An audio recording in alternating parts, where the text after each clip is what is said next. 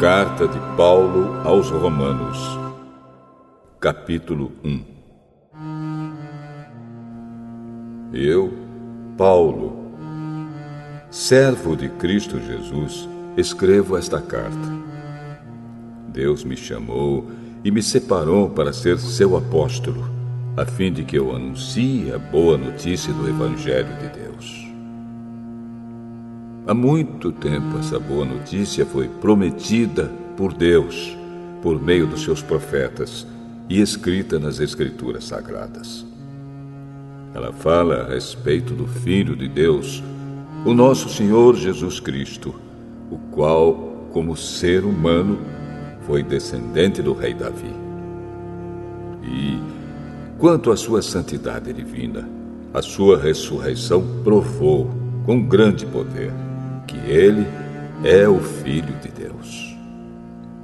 Por meio de Cristo, Deus me deu a honra de ser apóstolo no serviço de Cristo para levar pessoas de todas as nações a crerem em Cristo e a serem obedientes a Ele. Entre essas pessoas estão vocês que moram em Roma, a quem Deus tem chamado para pertencerem a Jesus Cristo.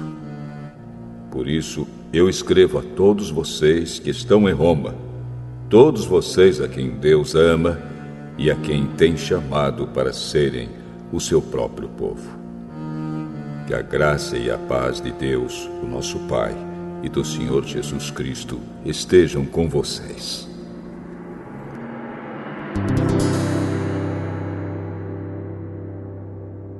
Em primeiro lugar, por meio de Jesus Cristo, dou graças ao meu Deus por todos vocês, pois no mundo inteiro se ouve falar a respeito da fé que vocês têm.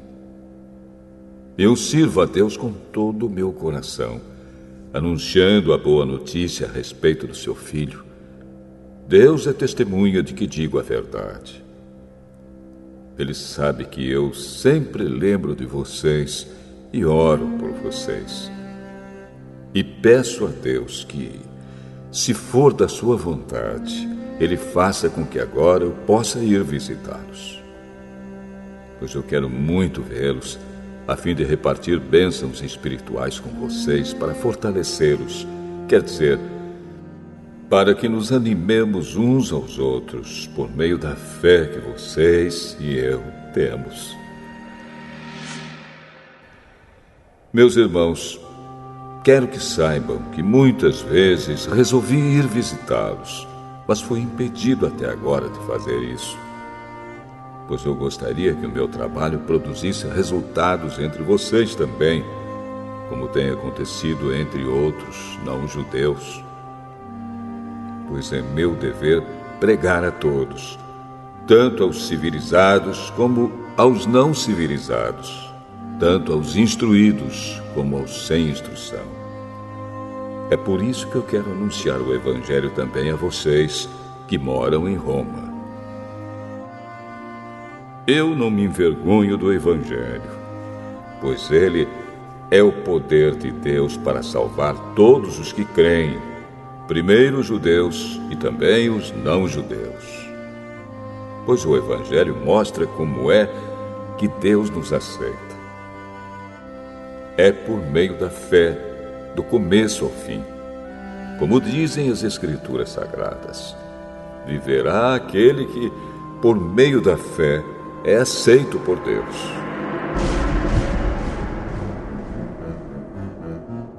Do céu, Deus revela a sua ira contra todos os pecados e todas as maldades das pessoas que, por meio das suas más ações, não deixam que os outros conheçam a verdade a respeito de Deus.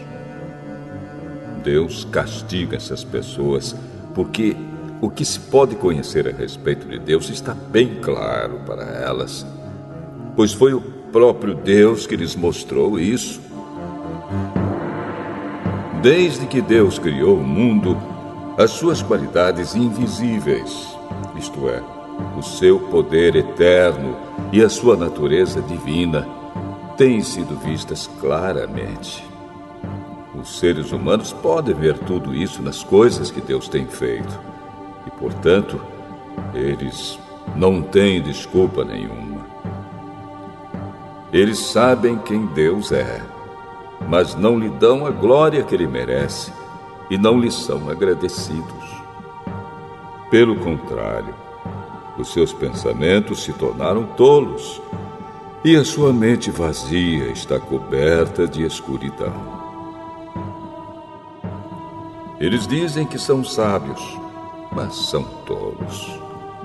Em vez de adorarem ao Deus imortal, adoram ídolos que se parecem com seres humanos, ou com pássaros, ou com animais de 4 patas, ou com animais que se arrastam pelo chão.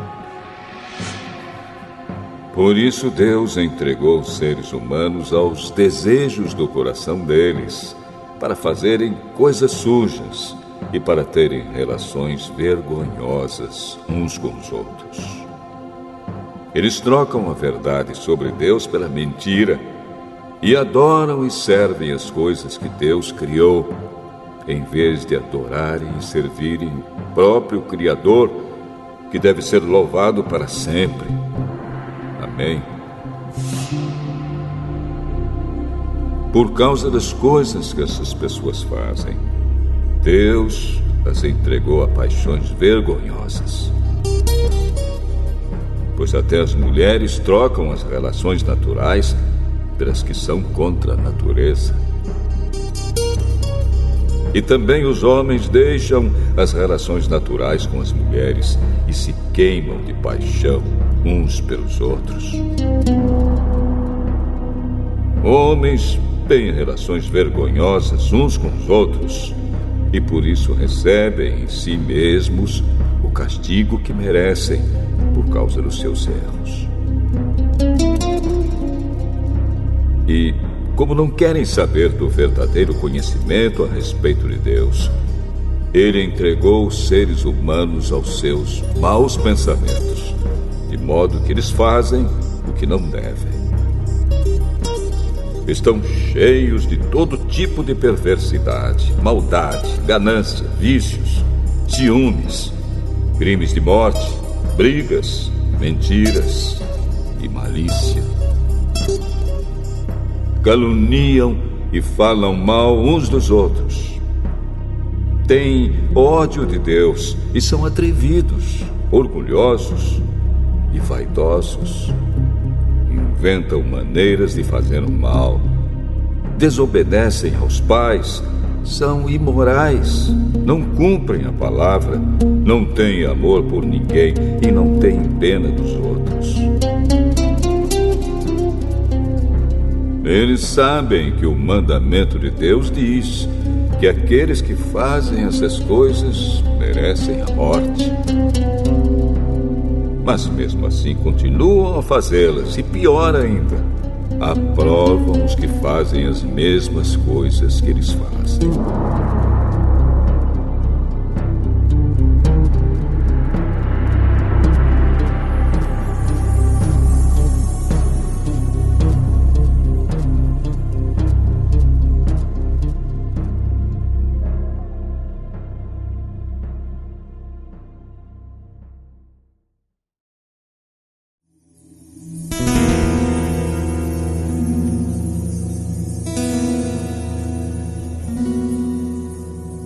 Romanos, capítulo 2.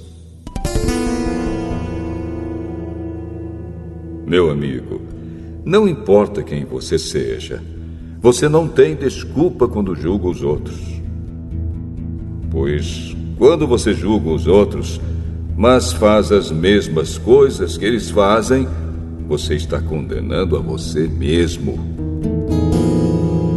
Nós sabemos que Deus é justo quando condena os que fazem essas coisas. Mas você, que faz as mesmas coisas que condena nos outros, será que você pensa que escapará do julgamento de Deus? Ou será que você despreza a grande bondade, a tolerância e a paciência de Deus? Você sabe muito bem que Ele é bom e que quer fazer com que você mude de vida. Mas o seu coração é duro e teimoso. Por isso você está aumentando ainda mais o castigo que vai sofrer no dia em que forem revelados a ira e os julgamentos justos de Deus. Pois ele recompensará cada um de acordo com o que fez. Deus dará a vida eterna às pessoas que perseveram em fazer o bem e buscam a glória, a honra e a vida imortal. Mas fará cair a sua ira e o seu castigo sobre os egoístas e sobre os que rejeitam o que é justo a fim de seguir o que é mau. Haverá sofrimentos e aflições para todos os que fazem o mal. Primeiro para os judeus e também para os não-judeus.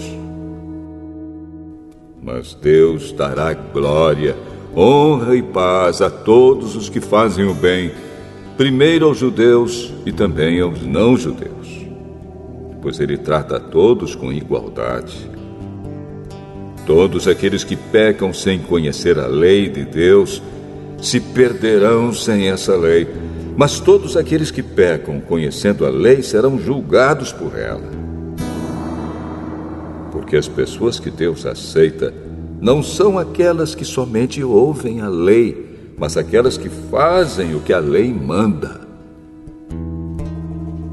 Os não-judeus não têm a lei, mas quando fazem pela sua própria vontade o que a lei manda, eles são a sua própria lei, embora não tenham a lei. Eles mostram, pela sua maneira de agir, que têm a lei escrita no seu coração. A própria consciência deles mostra que isso é verdade. E os seus pensamentos, que às vezes os acusam e às vezes os defendem, também mostram isso. E de acordo com o evangelho que eu anuncio, assim será naquele dia em que Deus, por meio de Cristo Jesus, julgará os pensamentos secretos de todas as pessoas. O que dizer de você? Você diz que é judeu, confia na lei e se orgulha do Deus que você adora. Você sabe o que Deus quer que você faça e aprende na lei a escolher o que é certo. Você tem a certeza de que é guia dos cegos, luz para os que estão na escuridão, orientador dos que não têm instrução e professor dos jovens.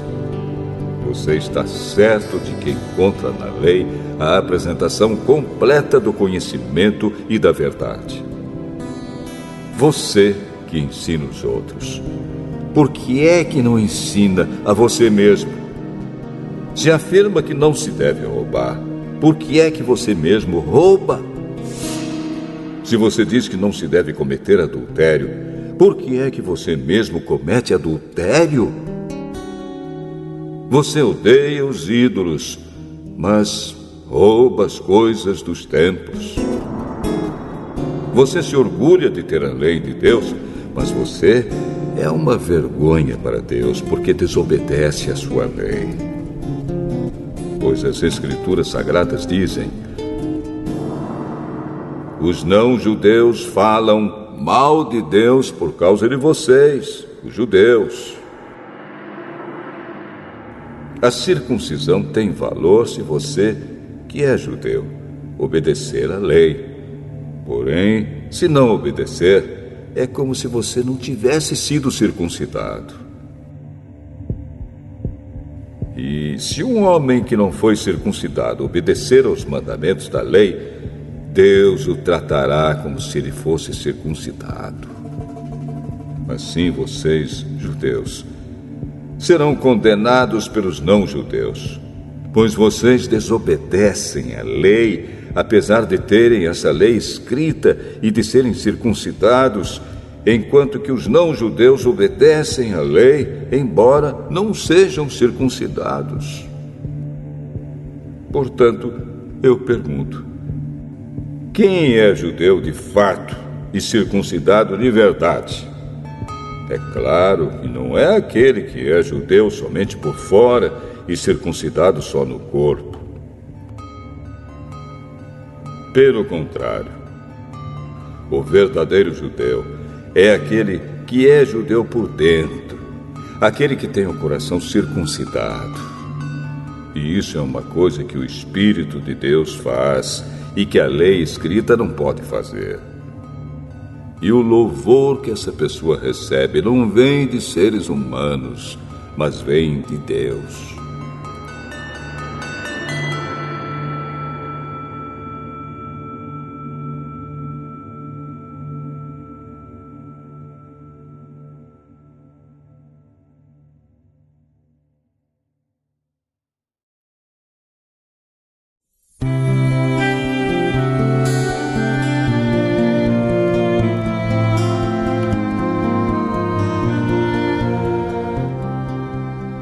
Romanos, capítulo 3. Então, qual é a vantagem de ser judeu? Será que ser circuncidado tem algum valor? Tem sim, e de muitas maneiras. E a primeira vantagem é que Deus entregou a sua mensagem aos cuidados dos judeus. Mas, se alguns não foram fiéis, será que por isso Deus vai ser infiel? De modo nenhum. Que Deus continue a ser verdadeiro, mesmo que todas as pessoas sejam mentirosas, como dizem as Escrituras Sagradas a respeito dele. Que fique provado que tu tens razão quando falas e que sejas vencedor quando fores julgado. Mas se as injustiças que cometemos servem para mostrar que Deus age com justiça, o que é que podemos dizer? Que Deus é injusto quando nos castiga? Eu falo aqui como as pessoas costumam falar. É claro que não. Se Deus não fosse justo, como poderia julgar o mundo? Mas digamos que a minha mentira faz com que a verdade de Deus fique mais clara, aumentando assim a glória dele. Nesse caso, por que é que devo ainda ser condenado como pecador? Então por que não dizer: façamos o mal para que desse mal venha o bem? Na verdade, alguns têm me caluniado, dizendo que eu afirmo isso. Porém, eles serão condenados como merecem. Então, será que nós, os judeus, estamos em melhor situação do que os não-judeus? De modo nenhum. Já mostrei que todos, judeus e não-judeus, estão debaixo do poder do pecado. Como dizem as Escrituras Sagradas, não há uma só pessoa que faça o que é certo. Não há ninguém que tenha juízo. Não há ninguém que adore a Deus. Todos se desviaram do caminho certo. Todos se perderam. Não há mais ninguém que faça o bem. Não há ninguém mesmo. Todos mentem e enganam sem parar. Da língua deles saem mentiras perversas e dos seus lábios saem palavras de morte, como se fossem veneno de cobra. A boca deles está cheia de terríveis maldições. Eles se apressam para matar. Por onde passam, deixam a destruição e a desgraça. Não conhecem o caminho da paz e não aprenderam a temer a Deus. Nós sabemos que tudo o que a lei diz é dito para os que vivem debaixo da lei. Isso a fim de que todos parem de se justificar e a fim de que todas as pessoas do mundo fiquem debaixo do julgamento de Deus. Pois ninguém é aceito por Deus por fazer o que a lei manda, porque a lei faz com que as pessoas saibam que são pecadoras. Mas agora, Deus já mostrou que o meio pelo qual ele aceita as pessoas não tem nada a ver com a lei. A lei de Moisés e os profetas dão testemunho do seguinte: Deus aceita as pessoas por meio da fé que elas têm em Jesus Cristo. É assim que ele trata todos os que creem, pois não existe nenhuma diferença entre as pessoas. Todos pecaram e estão afastados da presença gloriosa de Deus. Mas, pela sua graça e sem exigir nada, Deus aceita todos por meio de Cristo Jesus, que os salva.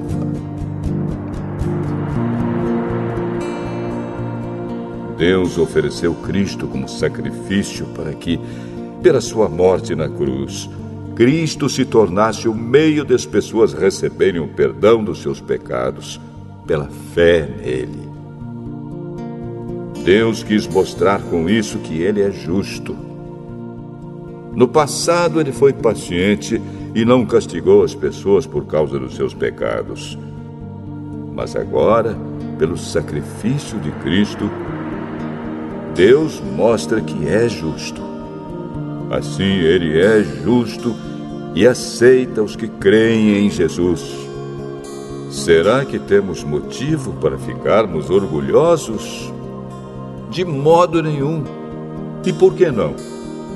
Será que é porque obedecemos à lei? Não, não é. É porque cremos em Cristo. Assim percebemos que a pessoa é aceita por Deus pela fé e não por fazer o que a lei manda. Ou será que Deus é somente Deus dos judeus? Será que não é também Deus dos não-judeus? Claro que é. Deus é um só e aceitará os judeus na base da sua fé e também aceitará os não-judeus por meio da fé que eles têm. Será que isso quer dizer que, por causa da fé, nós tratamos a lei como se ela não valesse nada? Não, de modo nenhum. Pelo contrário, afirmamos que a lei tem valor.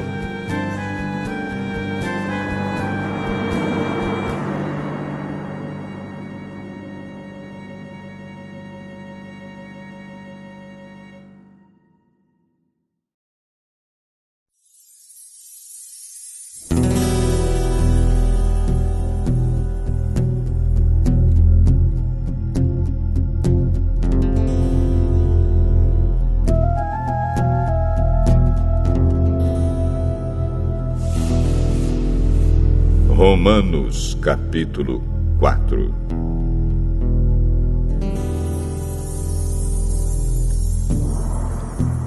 Então, o que é que podemos dizer de Abraão, o antepassado de nossa raça?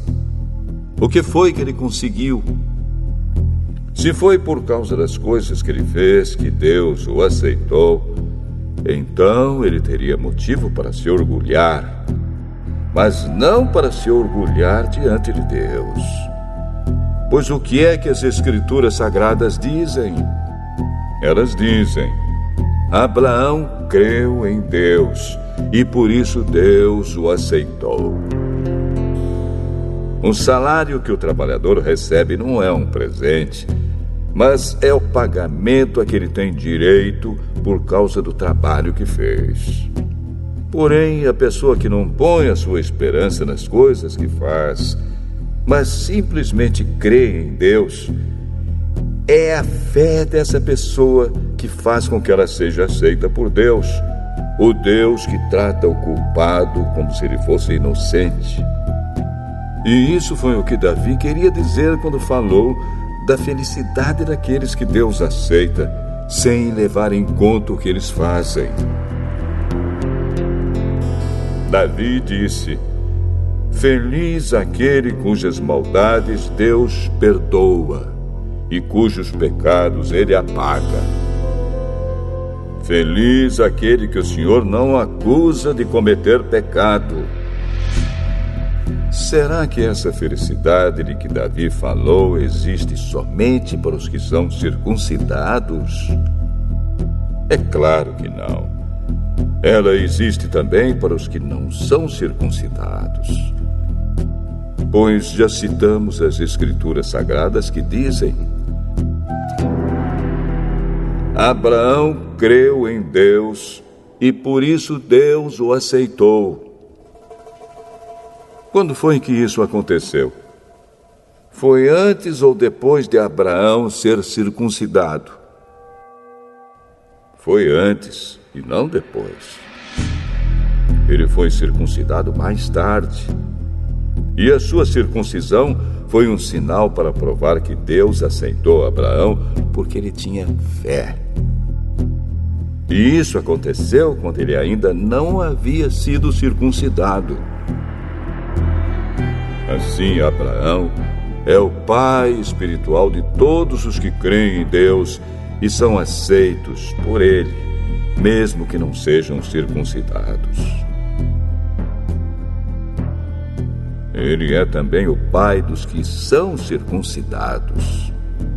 Não apenas porque são circuncidados, mas porque vivem a mesma vida de fé que Abraão, o nosso pai, viveu antes de ter sido circuncidado. Deus prometeu a Abraão e aos seus descendentes que o mundo ia pertencer a eles. Essa promessa foi feita não porque Abraão tinha obedecido à lei, mas porque ele havia crido em Deus e havia sido aceito por ele. Pois, se aqueles que obedecem à lei vão receber o que Deus prometeu, então a fé é inútil e a promessa de Deus não tem valor. Pois a lei traz o castigo de Deus. Mas, onde não existe lei, também não existe desobediência à lei. Portanto, a promessa de Deus depende da fé, a fim de que a promessa seja garantida como presente de Deus a todos os descendentes de Abraão. Ela não é somente para os que obedecem à lei, mas também para os que creem em Deus, como Abraão creu, pois ele é o pai espiritual de todos nós. Como dizem as Escrituras Sagradas: Eu fiz de você o pai de muitas nações. Assim a promessa depende de Deus, em quem Abraão creu, o Deus que ressuscita os mortos e faz com que exista o que não existia. Abraão teve fé e esperança, mesmo quando não havia motivo para ter esperança, e por isso ele se tornou o pai de muitas nações.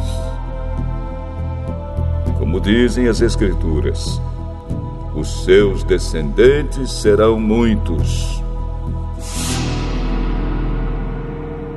Abraão tinha quase 100 anos. Mas, mesmo quando ele pensou a respeito do seu corpo, que já estava como morto, ou quando lembrou que Sara não podia ter filhos, a sua fé não enfraqueceu.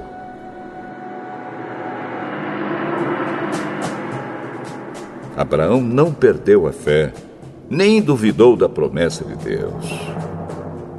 A sua fé o encheu de poder, e ele louvou a Deus porque tinha toda a certeza de que Deus podia fazer o que havia prometido. Por isso, Abraão, por meio da fé, foi aceito por Deus. As palavras "foi aceito" não falam somente dele. Falam também de nós, que seremos aceitos. Nós, os que cremos em Deus, o qual ressuscitou Jesus, o nosso Senhor. Jesus foi entregue para morrer por causa dos nossos pecados e foi ressuscitado, a fim de que nós fôssemos aceitos por Deus.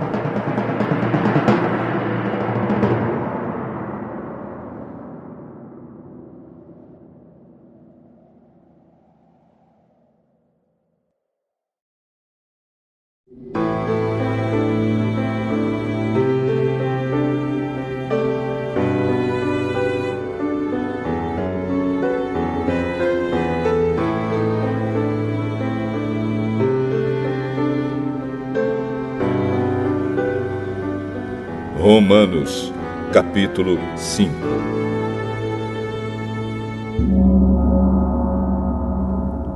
Agora que fomos aceitos por Deus pela nossa fé nele, temos paz com Ele por meio do nosso Senhor Jesus Cristo.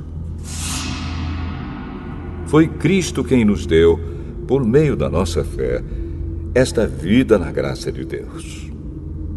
E agora continuamos firmes nessa graça e nos alegramos na esperança de participar da glória de Deus.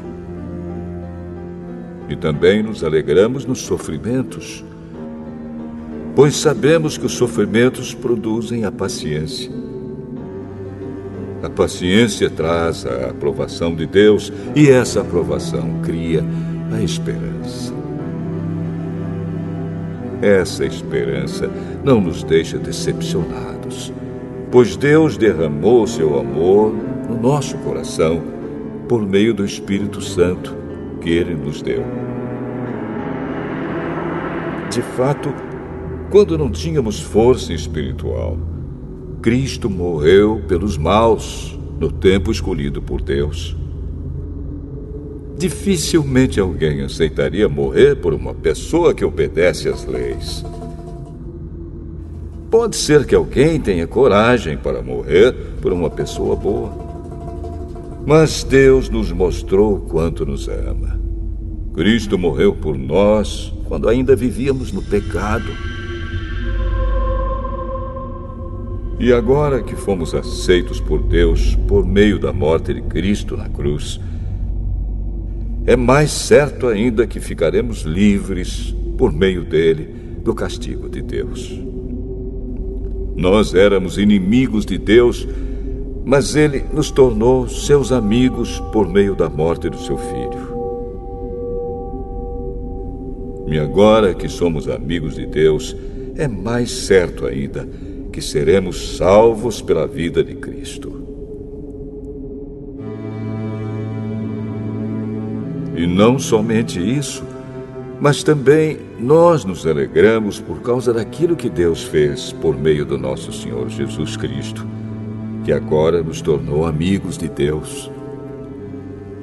O pecado entrou no mundo por meio de um só homem, e o seu pecado trouxe consigo a morte. Como resultado, a morte se espalhou por toda a raça humana, porque todos pecaram. Antes da lei ser dada, já existia o pecado no mundo.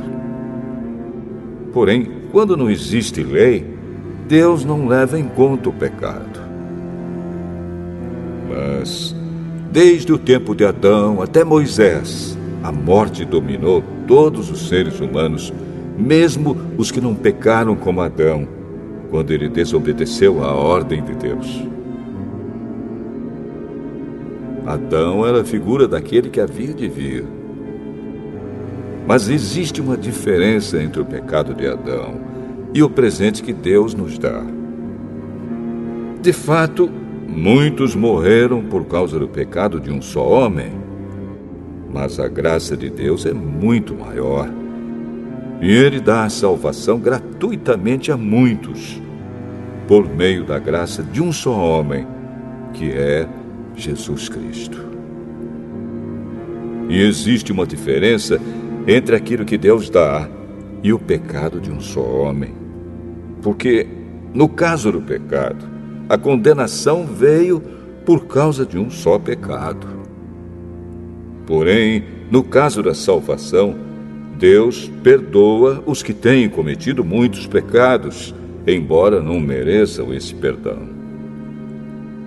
É verdade que, por causa de um só homem e por meio do seu pecado, a morte começou a dominar a raça humana.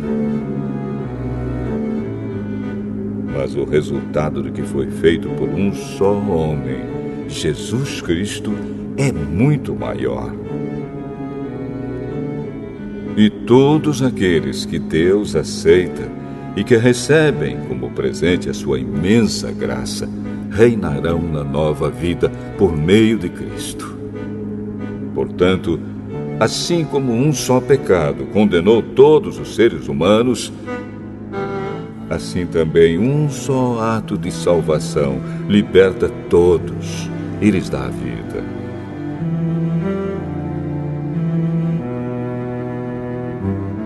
E assim como muitos seres humanos se tornaram pecadores por causa da desobediência de um só homem, assim também muitos serão aceitos por Deus por causa da obediência de um só homem. A lei veio para aumentar o mal, mas onde aumentou o pecado, a graça de Deus aumentou muito mais ainda. E isso aconteceu a fim de que, assim como o pecado dominou e trouxe a morte, assim também a graça de Deus, que o leva a aceitar as pessoas, dominasse e trouxesse a vida eterna. Essa vida é nossa por meio do nosso Senhor Jesus Cristo.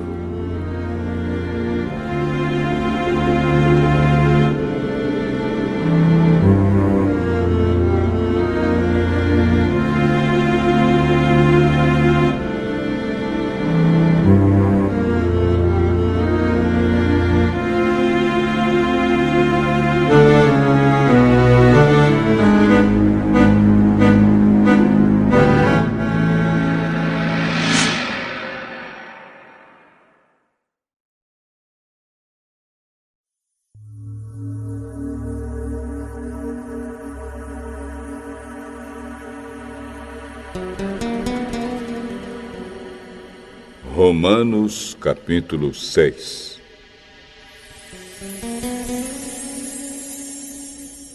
Portanto, o que vamos dizer? Será que devemos continuar vivendo no pecado para que a graça de Deus aumente ainda mais? É claro que não. Nós já morremos para o pecado. Então, como podemos continuar vivendo nele? Com certeza vocês sabem que, quando fomos batizados para ficarmos unidos com Cristo Jesus, fomos batizados para ficarmos unidos também com a sua morte. Assim, quando fomos batizados, fomos sepultados com ele por termos morrido junto com ele. E isso para que, assim como Cristo foi ressuscitado pelo poder glorioso do Pai, assim também nós vivamos uma vida nova. Pois, se fomos unidos com Ele por uma morte igual à dele, assim também seremos unidos com Ele por uma ressurreição igual à dele.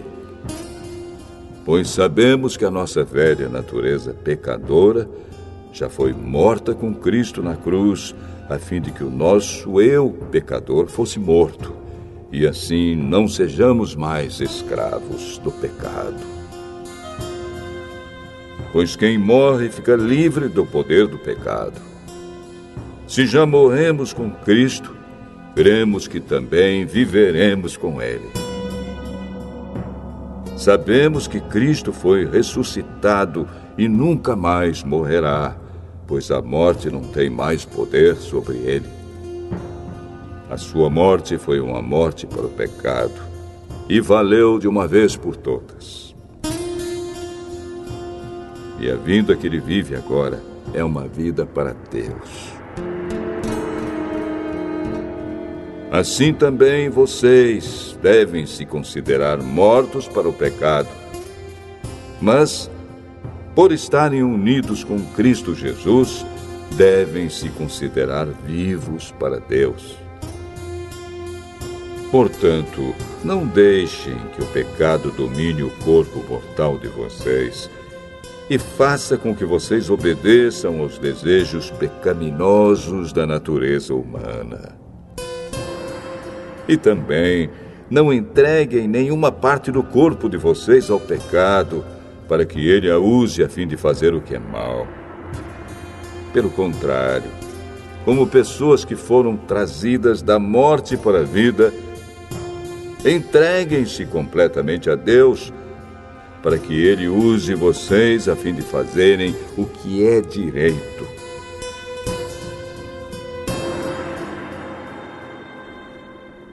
O pecado não dominará vocês, pois vocês não são mais controlados pela lei, mas pela graça de Deus. O que é que isso quer dizer? Vamos continuar pecando porque não somos mais controlados pela lei, mas pela graça de Deus? É claro que não. Pois vocês sabem muito bem que, quando se entregam a alguma pessoa para serem escravos dela, são de fato escravos dessa pessoa a quem vocês obedecem. Assim sendo, vocês podem obedecer ao pecado que produz a morte, ou podem obedecer a Deus e ser aceitos por Ele. Mas damos graças a Deus porque vocês, que antes eram escravos do pecado, agora já obedecem de todo o coração às verdades que estão nos ensinamentos que receberam. Vocês foram libertados do pecado e se tornaram escravos de Deus para fazer o que é direito. Falo com palavras bem simples, porque vocês ainda são fracos. No passado, vocês se entregaram inteiramente como escravos da imoralidade e da maldade para servir o mal. Entreguem-se agora inteiramente como escravos daquilo que é direito, para viver uma vida dedicada a Deus. Quando eram escravos do pecado, vocês não faziam o que é direito. Porém, o que é que vocês receberam de bom quando faziam aquelas coisas de que agora têm vergonha? Pois o resultado de tudo aquilo é a morte. Mas agora vocês foram libertados do pecado e são escravos de Deus. Com isso, vocês ganham uma vida completamente dedicada a Ele. E o resultado é que vocês terão a vida eterna. Pois o salário do pecado é a morte, mas o presente gratuito de Deus é a vida eterna que temos em união com Cristo Jesus, o nosso Senhor.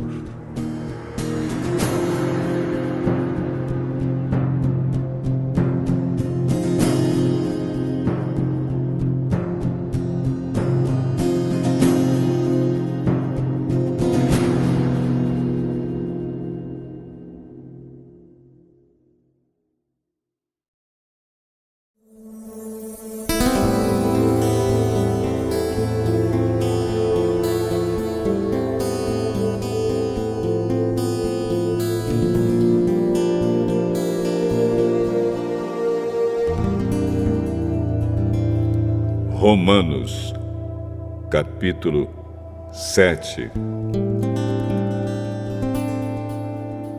Meus irmãos, vocês todos podem compreender muito bem o que vou dizer. Vocês conhecem as leis e sabem que elas só têm poder sobre uma pessoa enquanto essa pessoa está viva. Por exemplo, a mulher casada está ligada pela lei ao marido enquanto ele estiver vivo. Mas, se ele morrer, ela estará livre da lei que a liga ao marido. De modo que, se ela viver com outro homem enquanto o marido estiver vivo, ela será chamada de adúltera. Mas, se o marido morrer, ela estará legalmente livre e não cometerá adultério se casar com outro homem. O mesmo acontece com vocês, meus irmãos. Do ponto de vista da lei, vocês também já morreram, pois são parte do corpo de Cristo.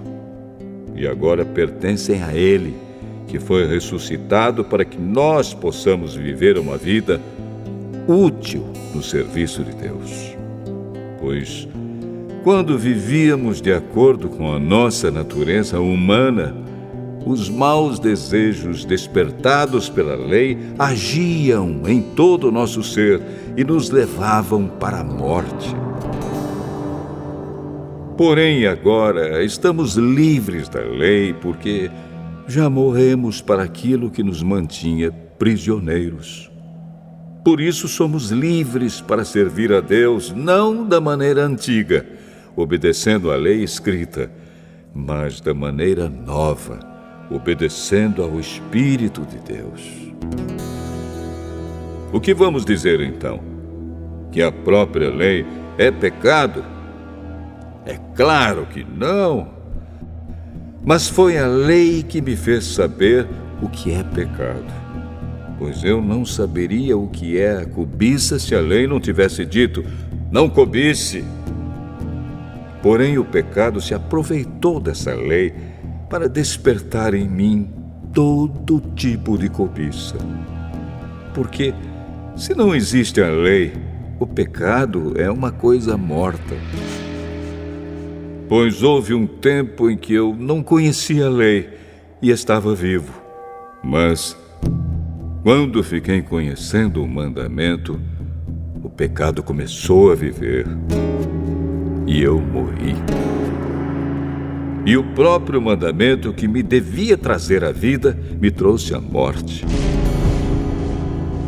Porque o pecado, aproveitando a oportunidade dada pelo mandamento, me enganou. E por meio do mandamento, me matou. Assim a lei vem de Deus. E o mandamento também vem de Deus. Diz o que é certo e é bom. Então será que o que é bom me levou à morte? É claro que não. Foi o pecado que fez isso. Pois o pecado, usando o que é bom, me trouxe a morte para que ficasse bem claro aquilo que o pecado realmente é. E assim, por meio do mandamento, o pecado se mostrou mais terrível ainda. Sabemos que a lei é divina, mas eu sou humano e fraco e fui vendido ao pecado para ser seu escravo. Eu não entendo o que faço, pois não faço o que gostaria de fazer. Pelo contrário, faço justamente aquilo que odeio. Se faço o que não quero, isso prova que reconheço que a lei diz o que é certo. E isso mostra que, de fato, já não sou eu quem faz isso, mas o pecado que vive em mim é que faz. Pois eu sei que aquilo que é bom não vive em mim, isto é, na minha natureza humana, porque, mesmo tendo dentro de mim a vontade de fazer o bem, eu não consigo fazê-lo. Pois não faço o bem que quero, mas justamente o mal que não quero fazer é que eu faço.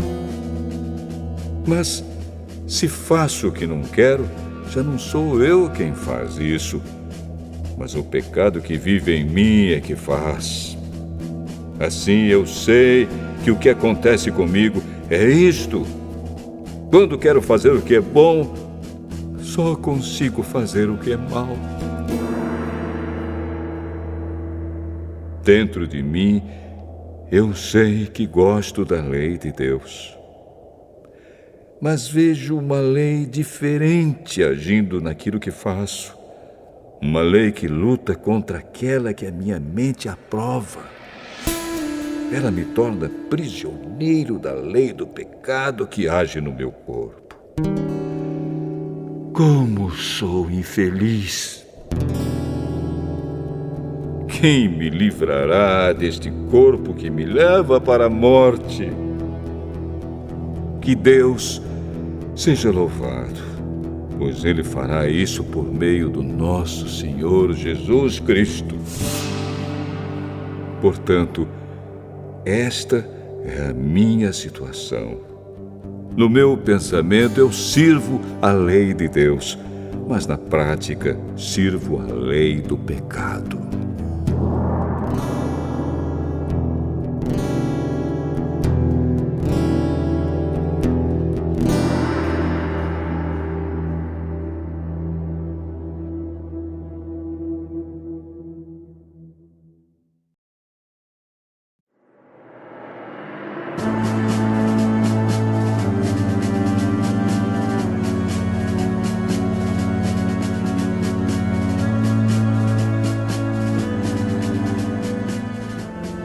Romanos, capítulo 8.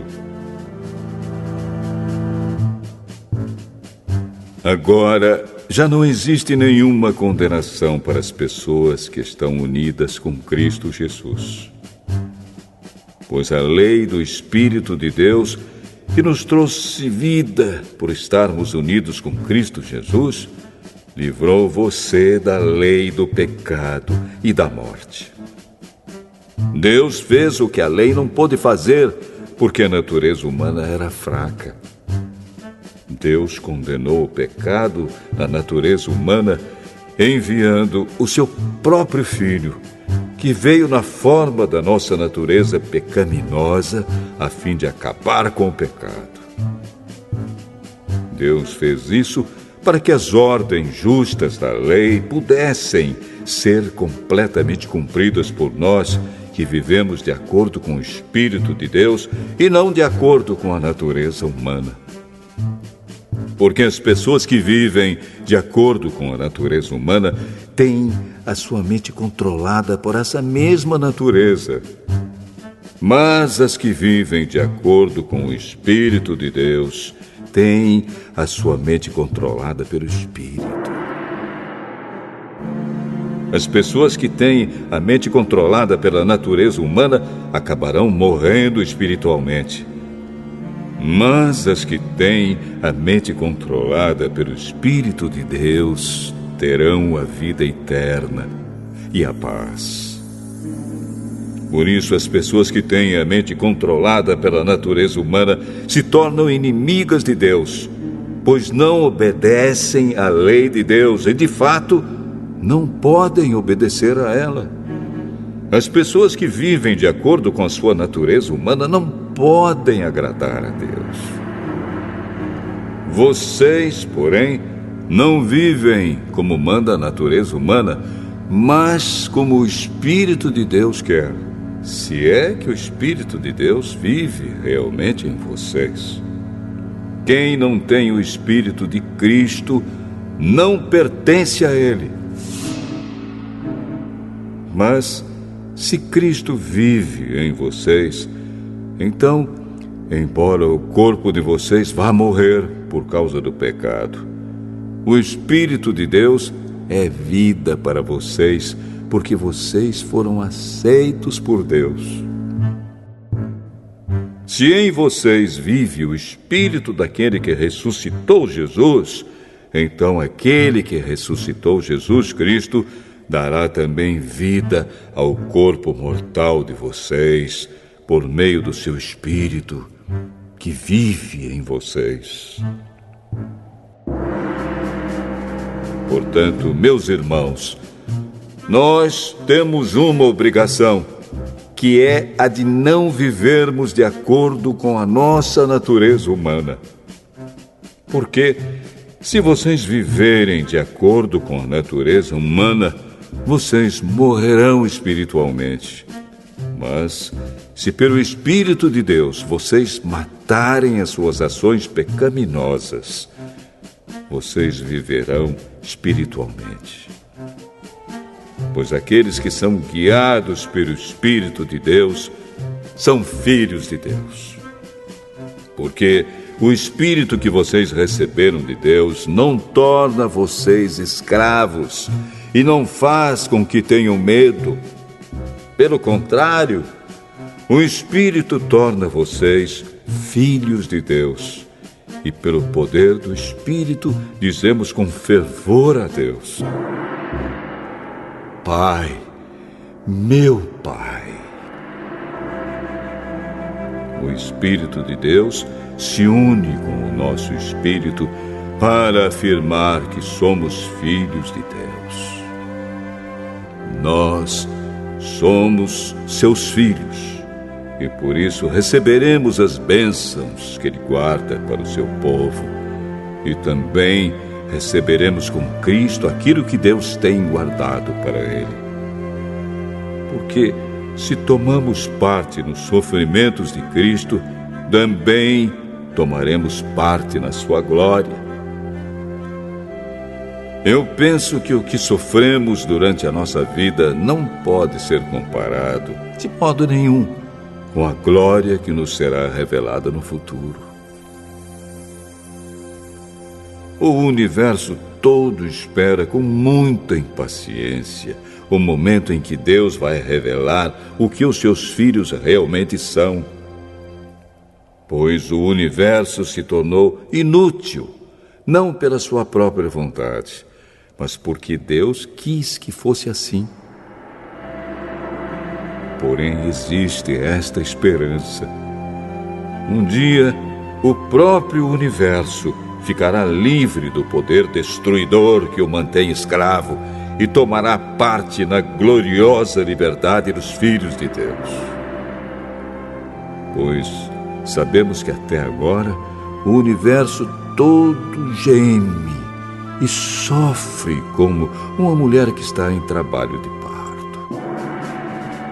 E não somente o universo, mas nós, que temos o Espírito Santo como o primeiro presente que recebemos de Deus, nós também gememos dentro de nós mesmos, enquanto esperamos que Deus faça com que sejamos seus filhos e nos liberte completamente. Pois foi por meio da esperança que fomos salvos. Mas, se já estamos vendo aquilo que esperamos, então isso não é mais uma esperança. Pois quem é que fica esperando por alguma coisa que está vendo? Porém, se estamos esperando alguma coisa que ainda não podemos ver, então esperamos com paciência. Assim também, o Espírito de Deus vem nos ajudar na nossa fraqueza. Pois não sabemos como devemos orar, mas o Espírito de Deus, com gemidos que não podem ser explicados por palavras, pede a Deus em nosso favor. E Deus, que vê o que está dentro do coração, sabe qual é o pensamento do Espírito. Porque o Espírito pede em favor do povo de Deus e pede de acordo com a vontade de Deus. Pois sabemos que todas as coisas trabalham juntas para o bem daqueles que amam a Deus, daqueles a quem Ele chamou de acordo com o seu plano. Porque aqueles que já tinham sido escolhidos por Deus, Ele também separou a fim de se tornarem parecidos com seu Filho. Ele fez isso para que o Filho fosse o primeiro entre muitos irmãos. Assim Deus chamou os que havia separado. Não somente os chamou, mas também os aceitou. E não somente os aceitou, mas também repartiu a sua glória com eles. Diante de tudo isso, o que mais podemos dizer? Se Deus está do nosso lado, quem poderá nos vencer? Ninguém! Porque Ele nem mesmo deixou de entregar o próprio Filho, mas o ofereceu por todos nós. Se Ele nos deu o seu Filho, será que não nos dará também todas as coisas? Quem acusará aqueles que Deus escolheu? Ninguém! Porque o próprio Deus declara que eles não são culpados. Será que alguém poderá condená-los? Ninguém! Pois foi Cristo Jesus quem morreu, ou melhor, quem foi ressuscitado e está à direita de Deus. E Ele pede a Deus em favor de nós. Então, quem pode nos separar do amor de Cristo? Serão os sofrimentos, as dificuldades, a perseguição, a fome, a pobreza, o perigo ou a morte? Como dizem as Escrituras Sagradas, por causa de ti estamos em perigo de morte o dia inteiro. Somos tratados como ovelhas que vão para o matadouro. Em todas essas situações, temos a vitória completa por meio daquele que nos amou. Pois eu tenho a certeza de que nada pode nos separar do amor de Deus. Nem a morte, nem a vida, nem os anjos, nem outras autoridades ou poderes celestiais, nem o presente, nem o futuro, nem o mundo lá de cima, nem o mundo lá de baixo. Em todo o universo não há nada que possa nos separar do amor de Deus, que é nosso por meio de Cristo Jesus, o nosso Senhor.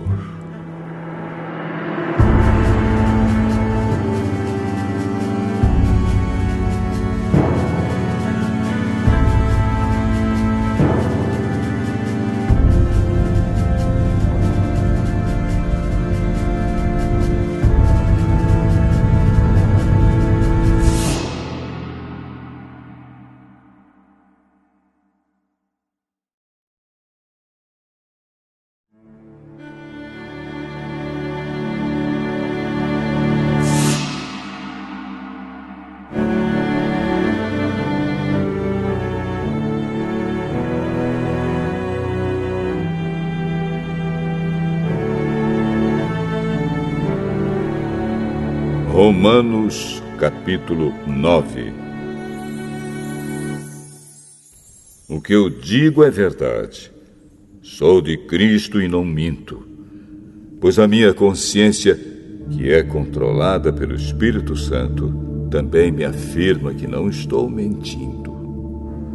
Sinto uma grande tristeza e uma dor sem fim no coração por causa do meu povo, que é a minha raça e meu sangue. Para o bem desse povo, eu mesmo poderia desejar receber a maldição de Deus e ficar separado de Cristo. Eles são um povo escolhido por Deus. Ele os tornou seus filhos e repartiu a sua glória com eles. Deus fez suas alianças com eles e lhes deu a lei, a verdadeira maneira de adorar e as promessas. Eles são descendentes dos patriarcas, e como ser humano, Cristo pertence à raça deles. Que Cristo, que é o Deus que governa todos, seja louvado para sempre. Amém. Eu não estou dizendo que a promessa de Deus tenha falhado. De fato, nem todos os israelitas fazem parte do povo de Deus. Nem todos os descendentes de Abraão são filhos de Deus. Pois Deus disse a Abraão: por meio de Isaque é que você terá os descendentes que eu lhe prometi. Isso quer dizer que os que são considerados como os verdadeiros descendentes de Abraão são aqueles que nasceram como resultado da promessa de Deus e não os que nasceram de modo natural. Pois, quando fez a promessa, Deus disse a Abraão o seguinte: no tempo certo eu voltarei e Sara, sua mulher, terá um filho. E mais ainda, os 2 filhos de Rebeca tinham o mesmo pai, o nosso antepassado Isaque. Mas, para que a escolha de um deles fosse completamente de acordo com o plano de Deus, o próprio Deus disse a Rebeca: o mais velho será dominado pelo mais moço. Disse isso antes de eles nascerem e antes de fazerem qualquer coisa, boa ou má. Assim ficou confirmado que é de acordo com o seu plano que Deus escolhe aqueles que Ele quer chamar, sem levar em conta o que eles tenham feito. Como dizem as Escrituras Sagradas: eu escolhi Jacó, mas rejeitei Esaú. O que vamos dizer então? Que Deus é injusto? De modo nenhum. Pois Ele disse a Moisés: terei misericórdia de quem eu quiser, terei pena de quem eu desejar. Portanto, tudo isso depende não só do que as pessoas querem ou fazem, mas somente da misericórdia de Deus. Porque, como está escrito nas Escrituras Sagradas, Deus disse a Faraó: foi para isto mesmo que eu pus você como rei, para mostrar o meu poder e fazer com que o meu nome seja conhecido no mundo inteiro. Portanto, Deus tem misericórdia de quem Ele quer e endurece o coração de quem Ele quer. Algum de vocês vai me dizer: se é assim, como é que Deus pode encontrar culpa nas pessoas? Quem pode ir contra a vontade de Deus? Mas quem é você, meu amigo, para discutir com Deus? Será que um pote de barro pode perguntar a quem o fez: por que você me fez assim? Pois o homem que faz o pote tem o direito de usar o barro como quer. Do mesmo barro ele pode fazer 2 potes, um pote para uso especial e outro para uso comum. E foi isso que Deus fez. Ele quis mostrar a sua ira e tornar bem conhecido o seu poder. Assim suportou com muita paciência os que mereciam o castigo e que iam ser destruídos. Ele quis também mostrar como é grande a sua glória, que Ele derramou sobre nós, que somos aqueles de quem Ele teve pena e a quem Ele já havia preparado para receberem a sua glória. Pois nós somos aqueles que Deus chamou, não somente os que são judeus, mas também os não-judeus. Isso é o que Ele diz no livro de Oséias: aqueles que não eram meu povo eu chamarei de meu povo. A nação que eu não amava chamarei de minha amada. E no mesmo lugar onde foi dito: vocês não são o meu povo, ali eles serão chamados de os filhos do Deus vivo. E Isaías disse a respeito de Israel: mesmo que o povo de Israel seja tão numeroso como os grãos de areia da praia do mar, somente alguns deles serão salvos. Pois o Senhor julgará logo e de uma vez o mundo inteiro.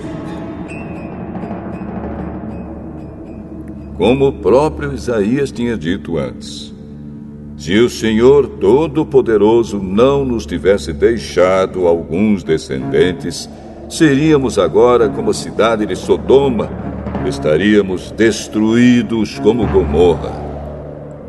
O que vamos dizer então?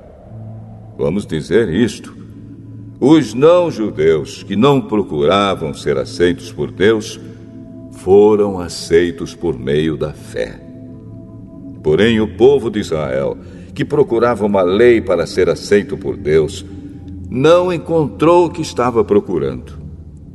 E por que não? Porque eles procuravam alcançar isso por meio das suas ações e não por meio da fé. Eles tropeçaram na pedra de tropeço, como dizem as Escrituras Sagradas. Vejam, estou colocando em Sião uma pedra em que eles vão tropeçar, a rocha que vai fazê-los cair. Mas quem crer nela não ficará desiludido.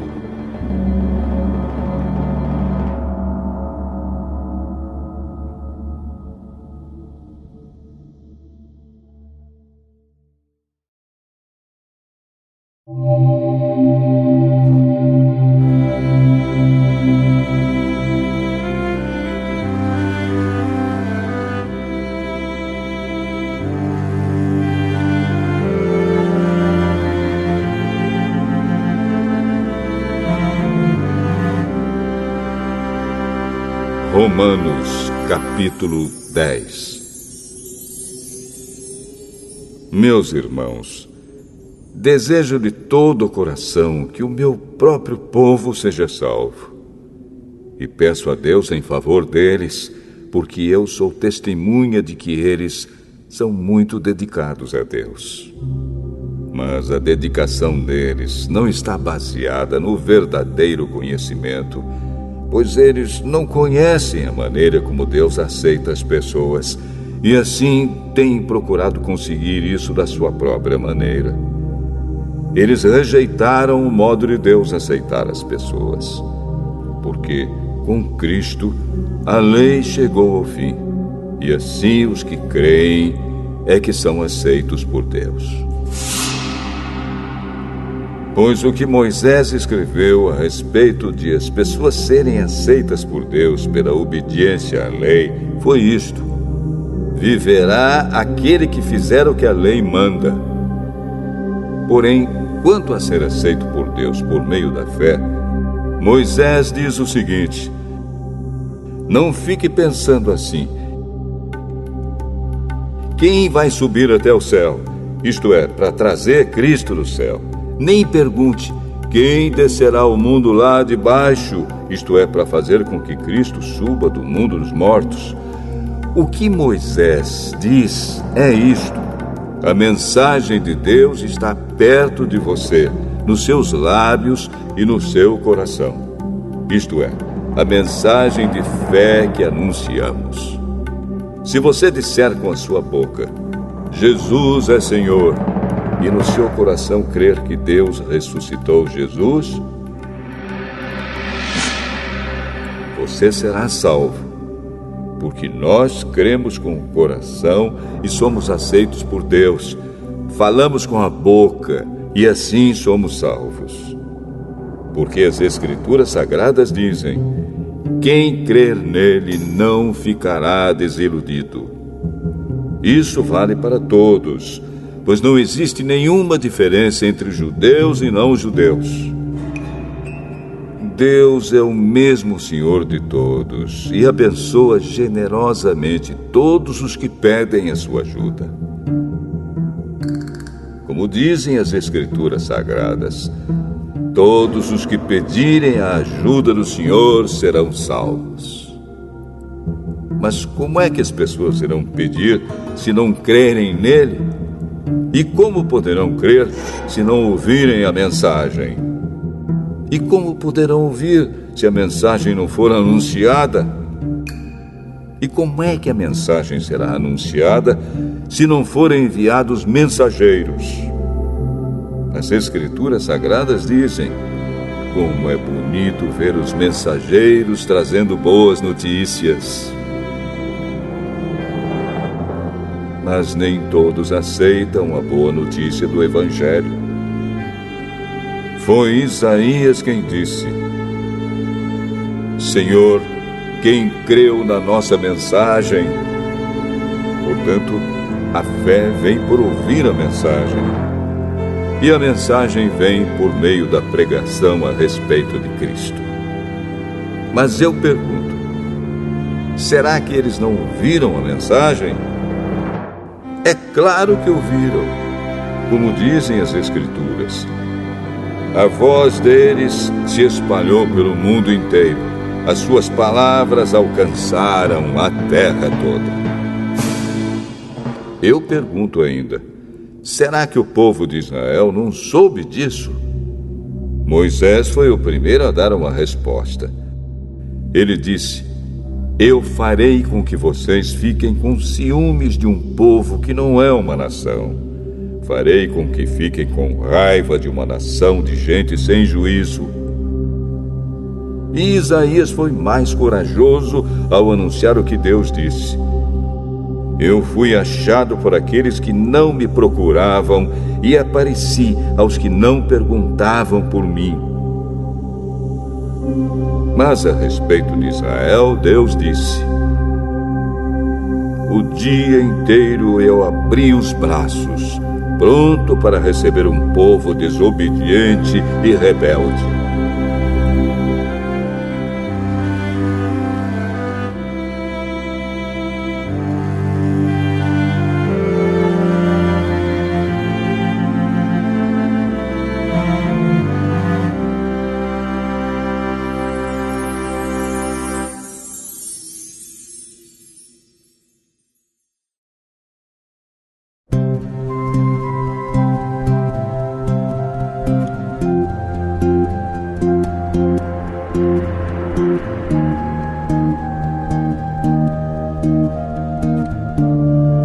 Romanos, capítulo 11. Então eu pergunto, será que Deus rejeitou o seu próprio povo? É claro que não. Eu mesmo sou um israelita, descendente de Abraão e membro da tribo de Benjamim. Deus não rejeitou o seu povo, que ele havia escolhido desde o princípio. Vocês sabem muito bem o que as Escrituras Sagradas dizem naquele trecho em que Elias acusa o povo de Israel diante de Deus. Elias diz assim: Senhor, eles mataram os teus profetas e destruíram os teus altares. Eu sou o único que sobrou, e eles estão querendo me matar. O que foi que Deus disse a ele? Ele disse: Eu guardei para mim 7.000 homens que não adoraram o Deus Baal. A mesma coisa também acontece agora. Isto é, por causa da graça de Deus, ainda existe um pequeno número daqueles que ele escolheu. Essa escolha se baseia na graça de Deus e não no que eles fizeram. Porque se a escolha de Deus se baseasse no que as pessoas fazem, então a sua graça não seria a verdadeira graça. E isso quer dizer que não foi o povo de Israel que encontrou o que estava procurando. Quem encontrou foi apenas um pequeno grupo que Deus escolheu. Os outros não quiseram ouvir o chamado de Deus. Como dizem as Escrituras Sagradas, Deus endureceu o coração e a mente deles, deu-lhes olhos que não podem ver e ouvidos que não podem ouvir até o dia de hoje. E Davi disse que nas suas festas eles sejam apanhados e enganados, que eles caiam e sejam castigados. Oh Deus, faze com que eles fiquem cegos e que fiquem sempre curvados debaixo do peso das suas dificuldades. Agora eu pergunto, quando os judeus tropeçaram, será que eles caíram para nunca mais se levantarem? É claro que não. Mas, porque eles pecaram, a salvação veio para os não-judeus, para fazer com que os judeus ficassem com ciúmes deles. O pecado dos judeus trouxe grandes bênçãos para o mundo, e a sua pobreza espiritual trouxe ricas bênçãos para os não-judeus.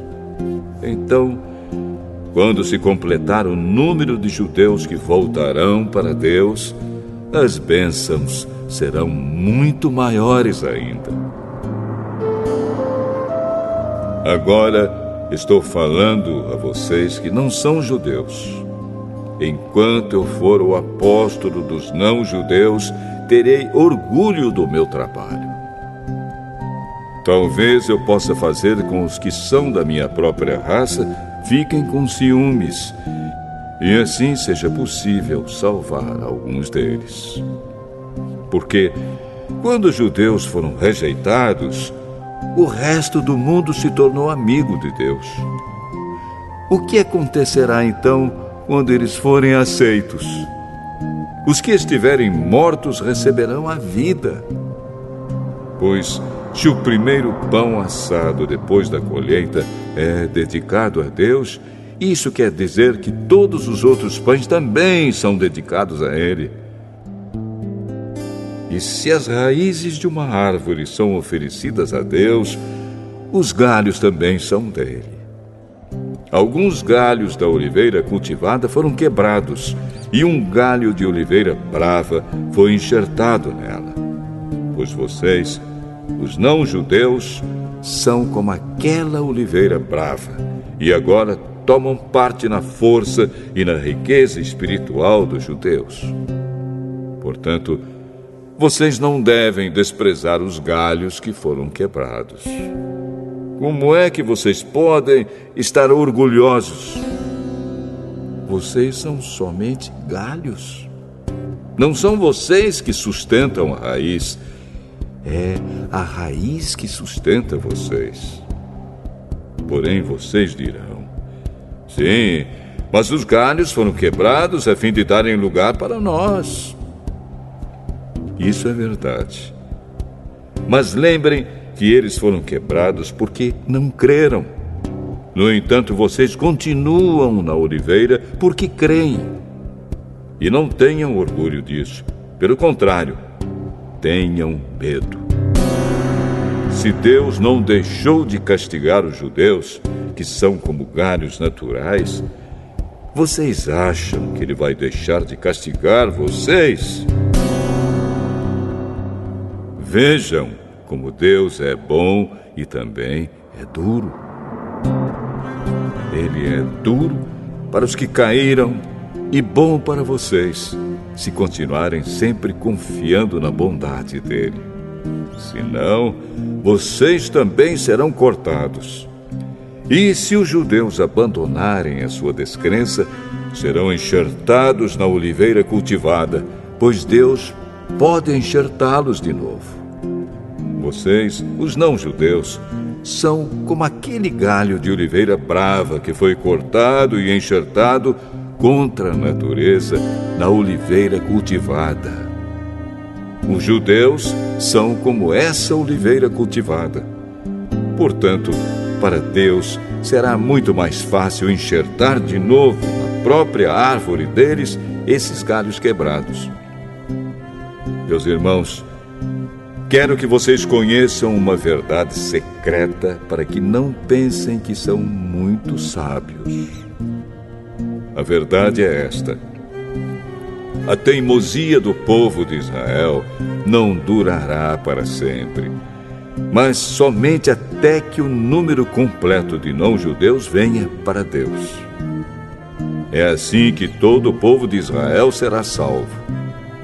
Como dizem as Escrituras Sagradas, o Redentor virá de Sião e tirará toda a maldade dos descendentes de Jacó.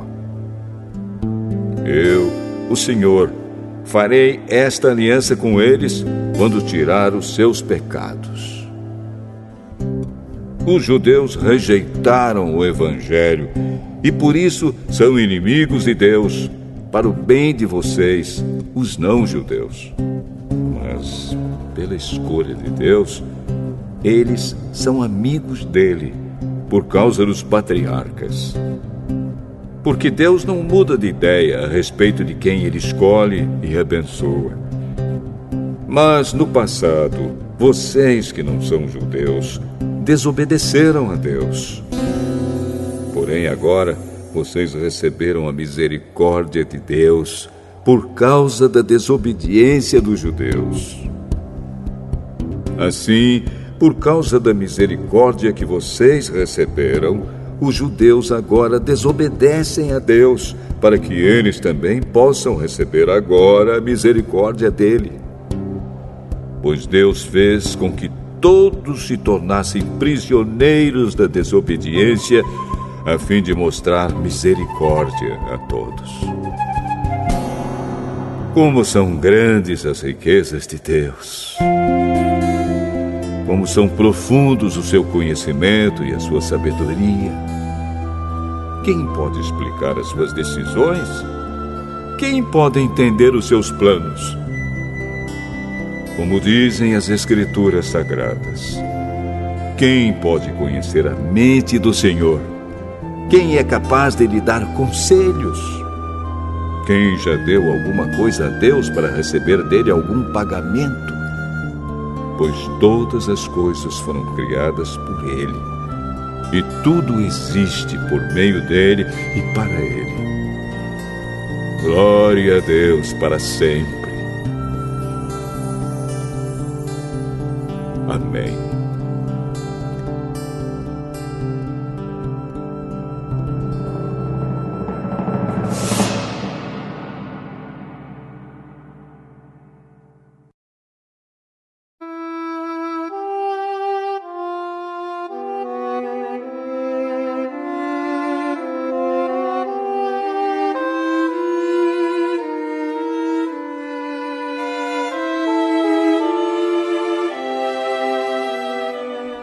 Romanos, capítulo 12. Portanto, meus irmãos, por causa da grande misericórdia divina, peço que vocês se ofereçam completamente a Deus como um sacrifício vivo, dedicado ao seu serviço e agradável a Ele. Esta é a verdadeira adoração que vocês devem oferecer a Deus. Não vivam como vivem as pessoas deste mundo, mas deixem que Deus os transforme por meio de uma completa mudança da mente de vocês. Assim vocês conhecerão a vontade de Deus, isto é, aquilo que é bom, perfeito e agradável a Ele. Por causa da bondade de Deus para comigo, me chamando para ser apóstolo, eu digo a todos vocês que não se achem melhores do que realmente são. Pelo contrário, pensem com humildade a respeito de vocês mesmos, e cada um julgue a si mesmo conforme a fé que Deus lhe deu. Porque, assim como em um só corpo temos muitas partes, e todas elas têm funções diferentes, assim também nós, embora sejamos muitos, somos um só corpo por estarmos unidos com Cristo. E todos estamos unidos uns com os outros como partes diferentes de um só corpo. Portanto, usemos os nossos diferentes dons de acordo com a graça que Deus nos deu. Se o dom que recebemos é o de anunciar a mensagem de Deus, façamos isso de acordo com a fé que temos. Se é o dom de servir, então devemos servir. Se é o de ensinar, então ensinemos. Se é o dom de animar os outros, então animemos. Quem reparte com os outros o que tem, que faça isso com generosidade. Quem tem autoridade, que use a sua autoridade com todo cuidado. Quem ajuda os outros, que ajude com alegria. Que o amor de vocês não seja fingido. Odeiem o mal e sigam o que é bom. Amem uns aos outros com o amor de irmãos em Cristo e se esforcem para tratar uns aos outros com respeito. Trabalhem com entusiasmo e não sejam preguiçosos. Sirvam o Senhor com o coração cheio de fervor. Que a esperança que vocês têm os mantenha alegres. Aguentem com paciência os sofrimentos e orem sempre. Repartam com os irmãos necessitados o que vocês têm e recebam os estrangeiros nas suas casas. Peçam que Deus abençoe os que perseguem vocês. Sim, peçam que Ele abençoe e não que amaldiçoe. Alegrem-se com os que se alegram e chorem com os que choram. Tenham por todos o mesmo cuidado. Não sejam orgulhosos, mas aceitem serviços humildes.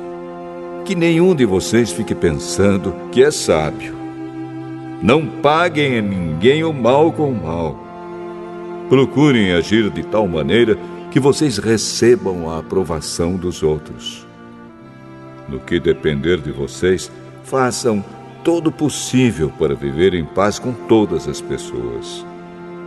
Meus queridos irmãos, nunca se vinguem de ninguém. Pelo contrário, deixem que seja Deus quem dê o castigo, pois as Escrituras Sagradas dizem: eu me vingarei, eu acertarei contas com eles, diz o Senhor. Mas façam como dizem as Escrituras. Se o seu inimigo estiver com fome, dê comida a ele. Se estiver com sede, dê água. Porque assim você o fará queimar de remorso e vergonha. Não deixem que o mal vença vocês, mas vençam o mal com o bem.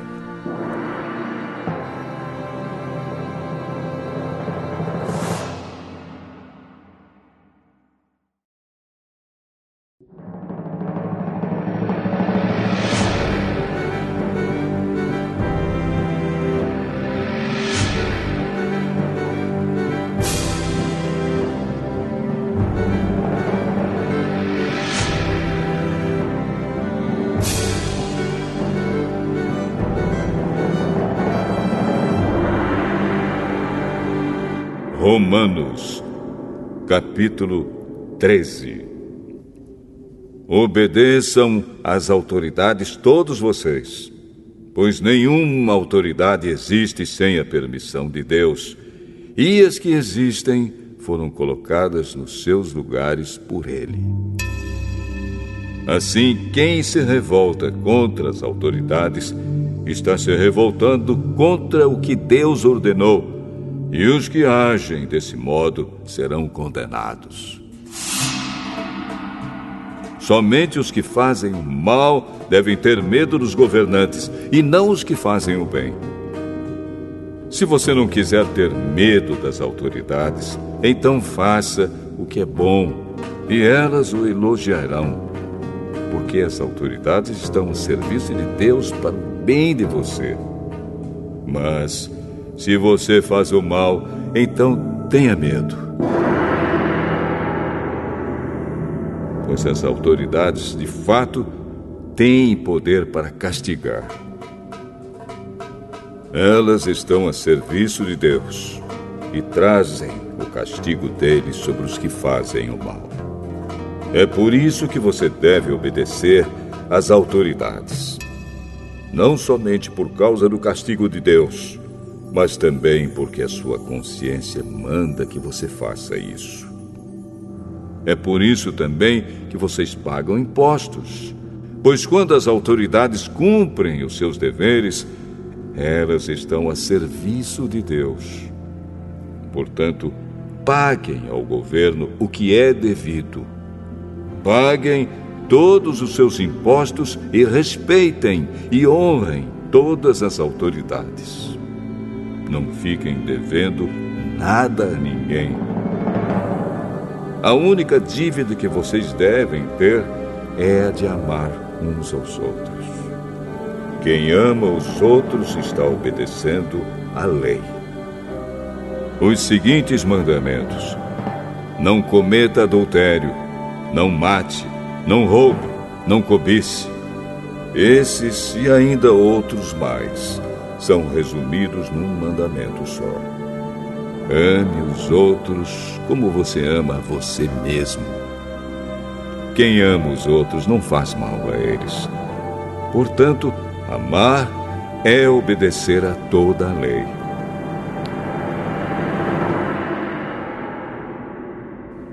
Vocês precisam fazer todas essas coisas porque sabem em que tempo nós estamos vivendo. Chegou a hora de vocês acordarem, pois o momento de sermos salvos está mais perto agora do que quando começamos a crer. A noite está terminando e o dia vem chegando. Por isso, paremos de fazer o que pertence à escuridão e peguemos as armas espirituais para lutar na luz. Vivamos decentemente, como pessoas que vivem na luz do dia. Nada de farras ou bebedeiras, nem imoralidade ou indecência, nem brigas ou ciúmes. Mas tenham as qualidades que o Senhor Jesus Cristo tem e não procurem satisfazer os maus desejos da natureza humana de vocês.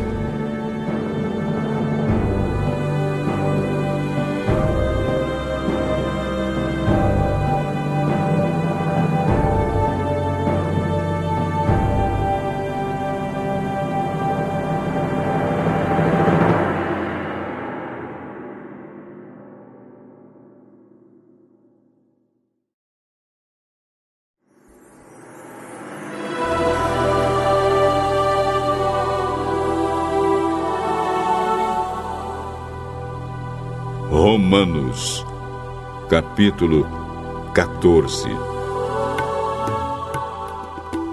Aceitem entre vocês quem é fraco na fé, sem criticar as opiniões dessa pessoa. Por exemplo, algumas pessoas creem que podem comer de tudo, mas quem é fraco na fé come somente verduras e legumes. Quem come de tudo não deve desprezar quem não faz isso. E quem só come verduras e legumes não deve condenar quem come de tudo, pois Deus o aceitou. Quem é você para julgar o escravo de alguém? Se ele vai vencer ou fracassar, isso é da conta do dono dele. E ele vai vencer porque o Senhor pode fazê-lo vencer. Algumas pessoas pensam que certos dias são mais importantes do que outros, enquanto que outras pessoas pensam que todos os dias são iguais. Cada um deve estar bem firme nas suas opiniões. Quem dá mais valor a certo dia faz isso para honrar o Senhor. E também quem come de tudo faz isso para honrar o Senhor, pois agradece a Deus o alimento. E quem evita comer certas coisas faz isso para honrar o Senhor e dá graças a Deus. Porque nenhum de nós vive para si mesmo e nenhum de nós morre para si mesmo. Se vivemos, é para o Senhor que vivemos. E se morremos, também é para o Senhor que morremos. Assim, tanto se vivemos como se morremos, somos do Senhor. Pois Cristo morreu e viveu de novo para ser o Senhor tanto dos mortos como dos vivos. Portanto, por que é que você, que só come verduras e legumes, condena o seu irmão? E você que come de tudo, por que despreza o seu irmão? Pois todos nós estaremos diante de Deus para sermos julgados por Ele. É isto que as Escrituras Sagradas dizem. Juro pela minha vida, diz o Senhor, que todos se ajoelharão diante de mim e todos afirmarão que eu sou Deus. Assim, cada um de nós prestará contas de si mesmo a Deus. Por isso, paremos de criticar uns aos outros.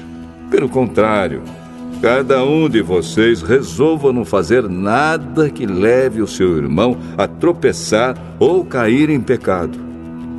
Por estar unido com o Senhor Jesus, eu estou convencido de que nada é impuro em si mesmo. Mas, se alguém pensa que alguma coisa é impura, então ela fica impura para ele. Se você faz com que um irmão fique triste por causa do que você come, então você não está agindo com amor. Não deixe que a pessoa por quem Cristo morreu se perca por causa da comida que você come.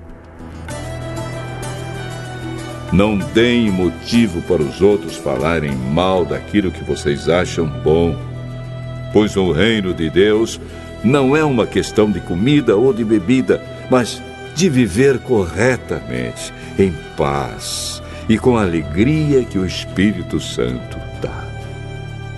E quem serve a Cristo dessa maneira, agrada a Deus e é aprovado por todos. Por isso, procuremos sempre as coisas que trazem a paz e que nos ajudam a fortalecer uns aos outros na fé. Por uma questão de comida, não destrua o que Deus fez. Todos os alimentos podem ser comidos, mas é errado comer alguma coisa quando isso faz com que outra pessoa caia em pecado. O que está certo é não comer carne, não beber vinho, nem fazer qualquer outra coisa que leve um irmão a cair em pecado. Mas guarde entre você mesmo e Deus o que você crê a respeito desse assunto. Feliz a pessoa que não é condenada pela consciência quando faz o que acha que deve fazer. Mas quem tem dúvidas a respeito do que come é condenado por Deus quando come, pois aquilo que ele faz não se baseia na fé. E o que não se baseia na fé é pecado.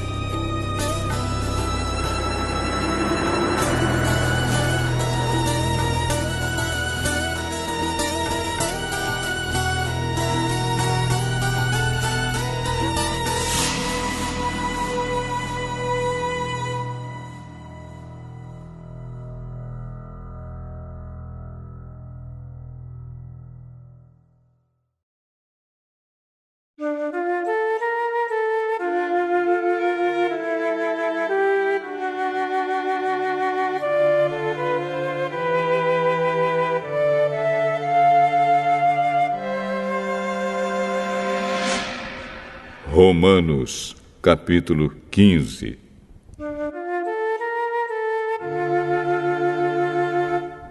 Nós que somos fortes na fé, devemos ajudar os fracos a carregarem as suas cargas e não devemos agradar a nós mesmos. Pelo contrário, cada um de nós deve agradar o seu irmão para o bem dele, a fim de que ele cresça na fé. Pois nem o próprio Cristo procurou agradar a si mesmo. Pelo contrário, como dizem as Escrituras Sagradas, as ofensas daqueles que te insultaram caíram sobre mim. Porque tudo o que está nas Escrituras foi escrito para nos ensinar, a fim de que tenhamos esperança por meio da paciência e da coragem que as Escrituras nos dão. Que Deus, que é quem dá paciência e coragem, ajude vocês a viverem bem uns com os outros, seguindo o exemplo de Cristo Jesus. E isso para que vocês, todos juntos, como se fossem uma só pessoa, louvem ao Deus e Pai do nosso Senhor Jesus Cristo. Portanto, aceitem uns aos outros para a glória de Deus, assim como Cristo aceitou vocês. Pois eu lhes digo que Cristo se tornou servo dos judeus a fim de mostrar que Deus é fiel, para fazer com que se cumprissem as promessas feitas por Deus aos patriarcas, e para fazer com que os não-judeus louvassem a Deus pela sua bondade. Como dizem as Escrituras Sagradas, por isso eu te louvarei entre os que não são judeus e cantarei louvores a ti. Elas dizem também, vocês que não são judeus, alegrem-se com o povo escolhido de Deus. E dizem ainda, todos os que não são judeus, louvem o Senhor, que todos os povos o louvem. E também Isaías diz, virá um descendente do rei Davi, filho de Jessé. Ele aparecerá para governar os que não são judeus, e eles terão esperança nele. Que Deus, que nos dá essa esperança, encha vocês de alegria e de paz, por meio da fé que vocês têm nele, a fim de que a esperança de vocês aumente pelo poder do Espírito Santo. Meus irmãos, estou certo de que vocês estão cheios de bondade, sabem tudo o que é preciso saber e são capazes de dar conselhos uns aos outros. Porém, nesta carta, me atrevi a escrever com toda franqueza, para fazer com que vocês lembrem de coisas que já sabem. Eu escrevi assim por causa do privilégio que Deus me deu de ser servo de Cristo Jesus para trabalhar em favor dos que não são judeus. Eu sirvo como sacerdote ao anunciar o Evangelho que vem de Deus. e faço isso para que os não-judeus sejam uma oferta que Deus aceite, dedicada a Ele pelo Espírito Santo. Portanto, por estar unido com Cristo Jesus, posso me orgulhar do serviço que faço para Deus. Eu me atreverei a falar somente do que Cristo tem feito por meio de mim, a fim de levar os não-judeus a obedecerem a Deus. E isso tem sido feito por meio de palavras e de ações, pelo poder de sinais e milagres e pelo poder do Espírito de Deus. Assim, viajando desde Jerusalém até a província da Ilíria, tenho anunciado de modo completo o Evangelho a respeito de Cristo. Para não construir sobre alicerces colocados por outros, tenho me esforçado sempre para anunciar o Evangelho nos lugares onde ainda não se falou de Cristo. Como dizem as Escrituras Sagradas, aqueles que nunca ouviram falar a respeito dele o verão, e os que não tinham ouvido falar sobre ele o entenderão. Por essa razão, muitas vezes eu quis visitá-los, mas isso não me foi possível. Porém, já que terminei o meu trabalho nessas regiões, e como há muitos anos tenho pensado em ver vocês, espero fazer isso agora. Gostaria de vê-los quando fizer a minha viagem para a Espanha. Gostaria também que vocês me ajudassem a ir até lá, depois de eu ter o prazer de estar com vocês por algum tempo. Mas agora vou a Jerusalém a serviço do povo de Deus que vive ali. Pois as igrejas das províncias da Macedônia e da Acaia resolveram dar uma oferta para ajudar as pessoas do povo de Deus em Jerusalém que estão necessitadas. Os próprios cristãos da Macedônia e da Acaia resolveram fazer isso, mas, de fato, eles têm a obrigação de ajudar aqueles necessitados. Os judeus repartiram seus bens espirituais com os que não são judeus, e por isso os não-judeus devem prestar, com seus bens materiais, esse serviço cristão aos judeus. Depois que eu terminar esse trabalho e que entregar toda a oferta que foi recolhida para eles, viajarei para a Espanha e no caminho visitarei vocês. E sei que, quando for visitá-los, levarei comigo muitas bênçãos de Cristo. Eu peço, irmãos, pelo nosso Senhor Jesus Cristo e pelo amor que o Espírito dá, que me ajudem, orando com fervor por mim. Orem para que eu escape das pessoas da Judéia que não creem em Cristo e também para que a ajuda que eu vou levar a Jerusalém seja bem aceita pelo povo de Deus que vive ali. E assim, se Deus quiser, chegarei aí em Roma cheio de alegria e lhes farei uma visita que me dará um novo ânimo. E que Deus, a nossa fonte de paz, esteja com todos vocês. Amém.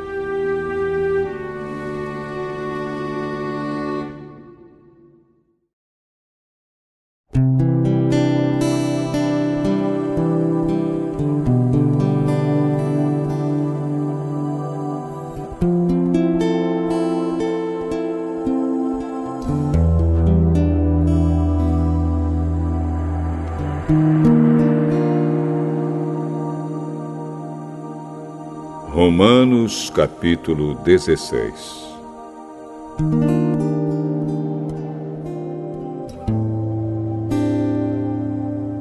Eu recomendo a vocês a nossa irmã Febe, que é diaconisa da igreja de Cencreia. Recebam essa irmã em nome do Senhor, como deve fazer o povo de Deus. Deem a ela toda a ajuda que precisar, pois ela tem ajudado muita gente e a mim também. Mando saudações a Priscila e ao seu marido Áquila, meus companheiros no serviço de Cristo Jesus. Eles arriscaram a sua vida por mim. Sou muito agradecido a eles. E não somente eu, mas também todas as igrejas dos que não são judeus. Saudações também à igreja que se reúne na casa deles. Saudações ao meu querido amigo Epêneto, que foi o primeiro a crer em Cristo na província da Ásia. Saudações a Maria, que tem trabalhado muito por vocês.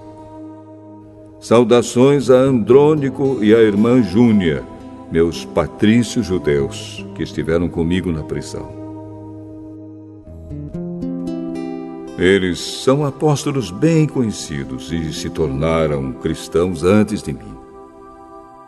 Saudações a Ampliato, meu querido irmão no Senhor, e também a Urbano, nosso companheiro de trabalho no serviço de Cristo, e ao meu querido amigo Estaques.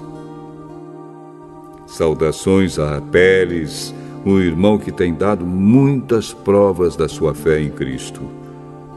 Saudações ao pessoal da família de Aristóbulo.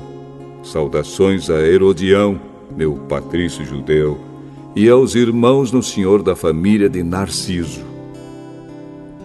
Saudações a Trifena e a Trifosa, irmãs que trabalham no serviço do Senhor, e à minha querida amiga Pérside, que também tem trabalhado muito para o Senhor. Mando saudações a Rufo, trabalhador que tem se destacado no serviço do Senhor, e à mãe dele, que sempre me tratou como filho. Saudações aos irmãos Asíncrito, Flegonte, Hermes, Pátrobas, Hermas e a todos os irmãos que estão com eles. Saudações a Filólogo e a Júlia, a Nereu e a sua irmã, ao irmão Olimpas e a todas as pessoas do povo de Deus que estão com eles. Cumprimentem uns aos outros com um beijo de irmão. Todas as igrejas de Cristo mandam saudações a vocês. Meus irmãos, peço que tomem cuidado com as pessoas que provocam divisões, que atrapalham os outros na fé e que vão contra o ensinamento que vocês receberam. Afastem-se dessas pessoas, porque os que fazem essas coisas não estão servindo a Cristo, o nosso Senhor, mas a si mesmos. Por meio de conversa macia e com bajulação, eles enganam o coração das pessoas simples. Todos sabem como vocês têm sido fiéis ao Evangelho e por isso eu me alegro por causa de vocês. Quero que sejam sábios a respeito do que é bom e não tenham nada a ver com o que é mal. E Deus, a nossa fonte de paz, logo esmagará Satanás debaixo dos pés de vocês. Que a graça do nosso Senhor Jesus esteja com vocês. Timóteo, meu companheiro de trabalho, manda saudações a vocês. Lúcio, Jasão e Sosípatro, meus patrícios judeus, também mandam saudações. Eu, Tércio, que escrevi esta carta que Paulo ditou para mim, mando saudações a vocês. O meu hospedeiro Gaio, em casa de quem a igreja daqui se reúne, manda saudações a vocês. Erasto, o tesoureiro da cidade, e o nosso irmão Quarto também mandam saudações. Que a graça do nosso Senhor Jesus Cristo esteja com todos vocês. Amém. Louvemos a Deus, pois Ele pode conservar vocês firmes na fé, de acordo com o Evangelho que eu anuncio, isto é, a mensagem a respeito de Jesus Cristo. E de acordo também com a verdade secreta que nunca foi revelada no passado. Porém, essa verdade foi revelada agora por meio daquilo que os profetas escreveram. E por ordem do Deus eterno, ela se tornou conhecida em todas as nações, para que todos creiam e obedeçam. Ao Deus único e sábio seja dada glória para sempre, por meio de Jesus Cristo. Amém.